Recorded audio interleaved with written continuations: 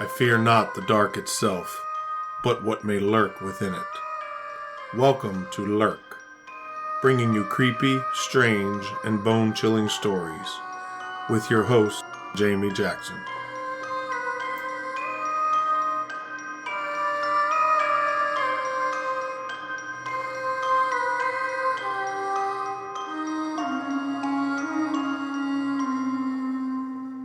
Hey lurkers, welcome to this week's episode. So are all of you ready for Halloween? I am mostly ready. I just finished putting up a couple of skeletons with a dead body. And only at Halloween can you say that and it not be weird. And even though I have a ton of stuff already, I'm already planning out improvements and additions to the display for next year. I'm really hoping to turn my entire side yard into a cemetery. My husband will be so thrilled. Also, I found out that Lowe's is having a 75% off all of their leftover Halloween items sale. And I think I'm going to head over to Lowe's tomorrow when my husband's not home. Anyway, let's get on to our topic for this week. This wonderful weekend of Halloween. Woohoo! I thought I would do another ghost ship episode because they're some of my favorites. And then I realized that I haven't yet covered one of the most famous ghost ship stories around. That's right, I'm talking about the Flying Dutchman. Before we get started, I just want to make sure we're all on the same page because there are two meanings for the term ghost ship. One is an actual ship that is found without a crew or with a dead crew, but it's still a real physical ship, sailing by itself. The other is a ship that is no longer an actual physical ship, but basically the ghost of a ship, the literal meaning of ghost ship. In this episode, we're going to be talking about a ghost. So something that is no longer an actual physical thing. So you might have heard of the Flying Dutchman. It's a ghost featured on SpongeBob SquarePants. And in the Pirates of the Caribbean movies, it's a supernatural ship captained by the octopus-faced Davy Jones. The legend has also inspired several books and an opera by German composer Wagner titled Der Fliegende Holländer. Though the Flying Dutchman story has spread far and wide and is supposedly seen around the world, the original story actually originates from South Africa and the Cape of Good Hope. A cape is a headland that sticks out into a large body of water. Located on Cape Peninsula in South Africa, the Cape of Good Hope is one of the southernmost points of the African continent and faces the Atlantic Ocean. It was discovered in 1488 by Portuguese explorer Bartholomew Dias. It was originally known as the Cape of Storms because of the harsh weather and rough tides. The area has mild winters and warm, dry summers, but the storms out on the water can be deadly. The water itself is turbulent because it is at the confluence of the warm Indian Ocean current and the cold current from the Antarctic. The cape was renamed the Cape of Good Hope because it allowed trade with Asia, and apparently that was hopeful. The area is also known as a graveyard of ships. It is home to over 1,000 shipwrecks. And there are some mermaids and sea serpent sightings as well, because ghost ships just aren't enough. There isn't a lot of information about the sea monster or the mermaids, but I'll share what I was able to find. In 1848, the HMS Daedalus sighted a creature that was a diameter of 15 feet that swam with its head 4 feet out of the water, with another 60 feet behind in the sea. The creature was dark brown and yellowish white around the throat. It was moving at 19 to 24 kilometers per hour. The captain said, "The creature passed rapidly, but so close under our lee quarter that had it been a man of my acquaintance, I should have easily have recognized his features with the naked eye." 7 members of the crew watched the creature for 20 minutes. One of the witnesses said it looked more lizard-like. As far as the mermaids, they have reportedly been around since the Jurassic period. The locals call them Mami Wata, Mother of Water. They are female humanoid fish that lure men to their deaths. There is no real description of them because no one who has seen them up close has lived to talk about it. But we're here to talk about ghost ships.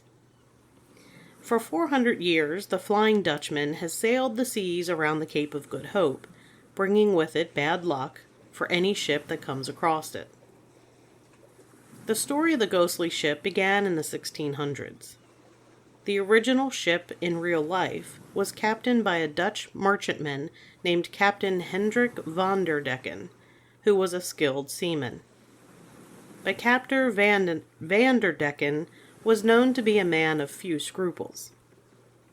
In 1641, van der Decken was sailing his ship from Amsterdam to Batavia in the Dutch East Indies.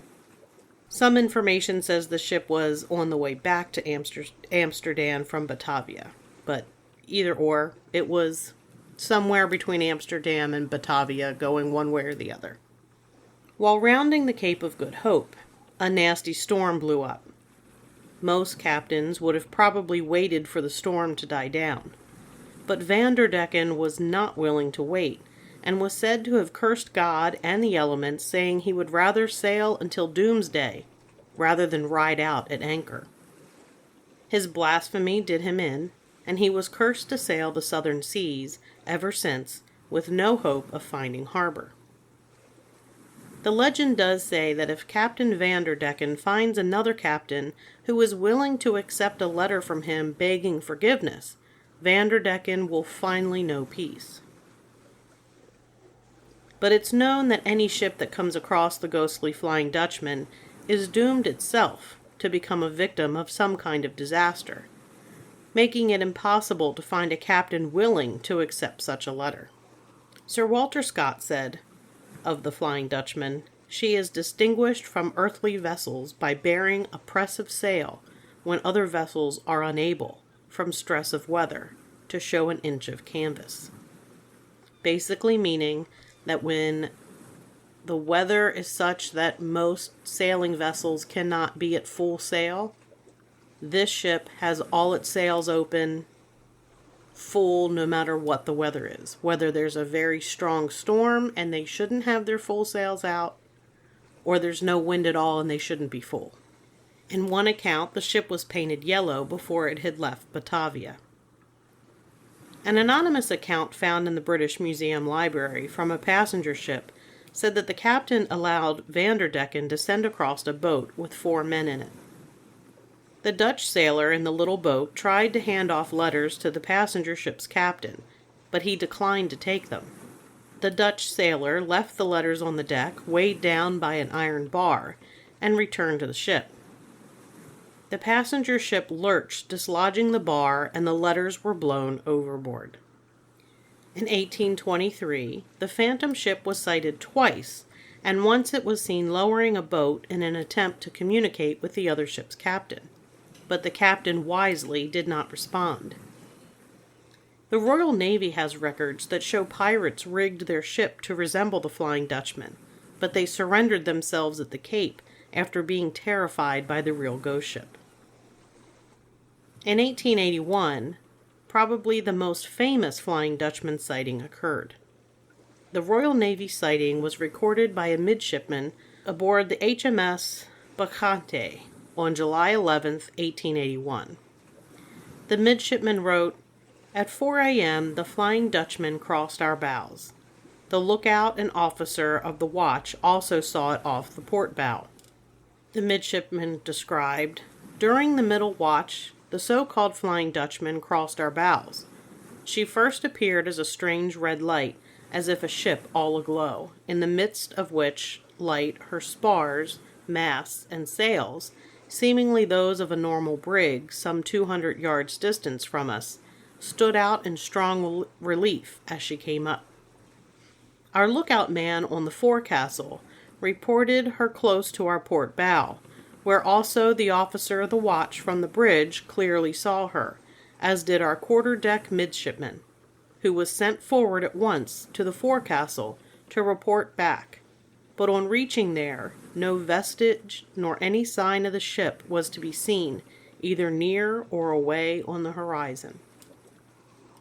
And that midshipman of the HMS Bacchante went on to become King George V of England. The ghost ship was sighted by other ships in that squadron, the Cleopatra and the Tourmaline. In total, 13 crewmen witnessed the ship.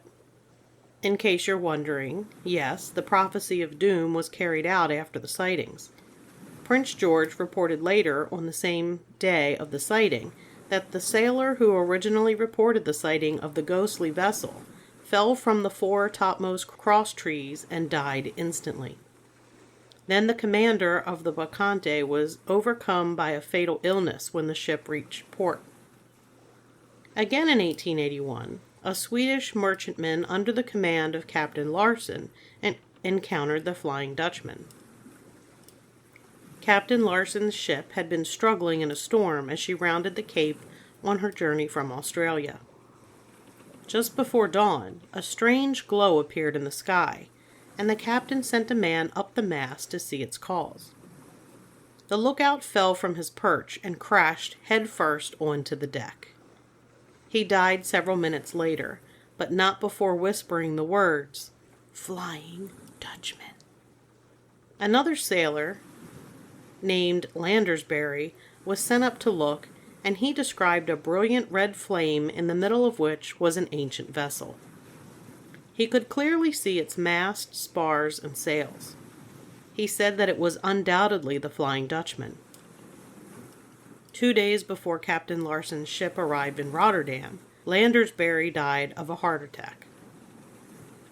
Another man who had seen the ghost ship through a porthole was later discovered dead in his bunk and was said to have died of extreme fear. I'm really starting to wonder why Kelly and I wanted to so badly see this ship sailing on the Chesapeake Bay. It's not in the Chesapeake Bay, so that's a good thing. But still.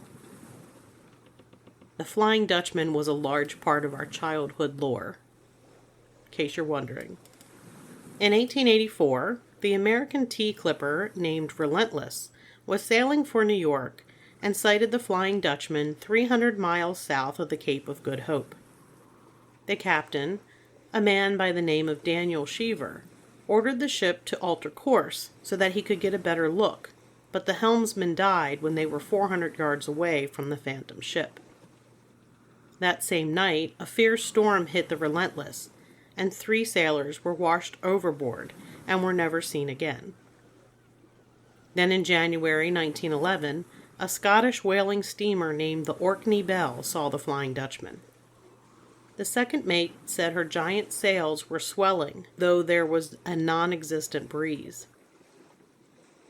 The Orkney Belle was that close to the Flying Dutchman that it was thought that the 2 ships would certainly collide. As the Flying Dutchman sailed past, several of the Orkney Belle's crew clearly saw her name on the stern. 3 bells were heard from the phantom vessel. She heeled starboard and vanished into the mist. In 1914, the Orkney Belle was one of the first British ships to be sunk in action by the German Navy on the outbreak of World War I. In March of 1939, about 60 people at False Bay in South Africa had a complete view of the Flying Dutchman. The ship seemed to sail straight towards the beach, but before it could hit, the ship vanished into thin air. There was a description of the sighting in the British South Africa Annual that read, "With uncanny volition, the ship sailed on as the Glencairn beach folk stood about keenly discussing the whys and wherefores of the vessel." Just as the excitement reached its climax, however, the mystery ship vanished into thin air as strangely as it had come. Again, in September 1942, a group of people on land saw the ghost ship. 4 people were sitting out on their balcony in Cape Town when they saw the Flying Dutchman sail into Table Bay and disappear behind Robben Island. A year later, the Australian naval escort boat HMAS Beresford was sailing west towards the Cape of Good Hope. It broke radio silence with a 2-word message, Flying Dutchman. Then there was a complete silence, and neither the boat nor its crew of 34 men were ever seen again. Lighthouse keepers at the Cape Point Lighthouse are said to have seen the Flying Dutchman numerous times during storms. And German U-boat captains also reported seeing the ghostly ship. Then, in October 1959, a Dutch freighter came across the Flying Dutchman. The ghost ship's sails were fully set, and a man could be seen clearly at the wheel. The sighting of the ship was so sudden, there was no chance for the captain to take action to avoid the impending collision. Just as the two vessels were about to collide, the Flying Dutchman vanished into the darkness. There are a couple of other ghost ships in the same area that are sometimes confused for the Flying Dutchman. One is the Van Diemen, a Dutch ship haunting the seas near Indonesia. The other is the Libera Nos, captained by Bernard Foch. The Libera Nos was a 17th century ship captained by a Frisian-born man by the name of Bernard Foch, who worked for the Dutch East India Company and was known for his speed. Not his personal speed, but the speed of his ships that he captained. His fast trips caused people to suspect that he was aided by the devil. This ship might have possibly been the model for the Flying Dutchman. In 1678, Captain Foch managed a trip from the Netherlands to Java in 3 months and 10 days, which is about half the time it normally takes. Foch kept his sails full, no matter how strong the wind, and he was able to do this by altering his masts with iron. The last time he left harbor, he did not return. Now his ship is seen from time to time in the sea around the Cape of Good Hope, and his ship seems to fly. Foch's soul is restless, and he's always trying to best his record. Oh, and his ship, when it's seen, is manned by a crew of skeletons. I'm guessing this is where the Disney Pirates of the Caribbean came up with their ghostly skeleton crew. Which, let me say, that's like one of my favorite movie franchises. I love that, especially the first one. That was one of the best movies. Not the best, but it was really good. Goonies is the best movie. And if you disagree with me, we cannot be friends. That's going to do it for this episode. Before I go, I want to share with you this little excerpt from a short story by Edgar Allan Poe called Manuscript in a Bottle. The ship and all in it are imbued with the spirit of eld. The crew glide to and fro like the ghosts of buried centuries. Their eyes have an eager and uneasy meaning, and when their fingers fall athwart my path in the wild glare of the battle lanterns, I feel as I have never felt before. Although I have been all my life a dealer in antiquities, and have imbibed the shadows of fallen columns at Baalbek and Tadmor and Persepolis until my very soul has become a ruin. So that's going to do it for this episode. Remember, you can find Lurk wherever it is that you listen to your other favorite podcasts. You can also find it at lurkpodcast.com, where you can find all of our episodes, along with social media links. If you like what you hear, tell your friends, and consider taking a moment to give us a 5-star review. If you have a topic suggestion, make sure you send an email to lurkpodcast@yahoo.com. And until next time, keep lurking.